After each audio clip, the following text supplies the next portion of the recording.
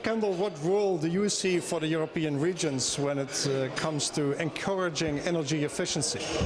Well, I think the European region's got a very important role to play. In particular, I think we need to speak up towards the European Commission as well as, if you like, down towards regions such as my own region of Hampshire in England.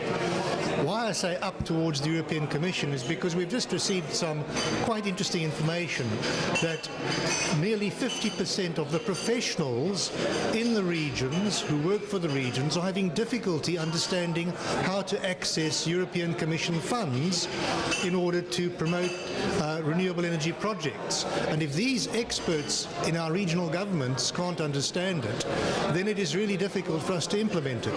So there needs to be a message going up to the Commission to simplify the structure for us to be able to tap into these funds and perhaps to decentralize the distribution of those funds so that the decision making takes place more locally rather than in the centre up in Brussels all the time.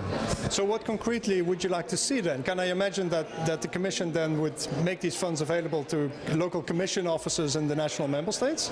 Well, that could be one way of doing it. The other could be to take a first view from a regional government or regional office of the availability of the fund for the particular project and to earmark it immediately for that so that they can then get on with the feasibility studies and the additional work with gates that you have to climb or cross or stop positions so that you have still got control of the funds, but the funds are much more easily accessible.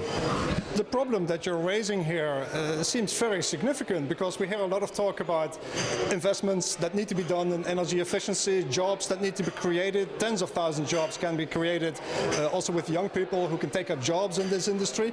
But if the funding from Brussels is not going to go where it needs to go, then none of that is going to materialize, of course.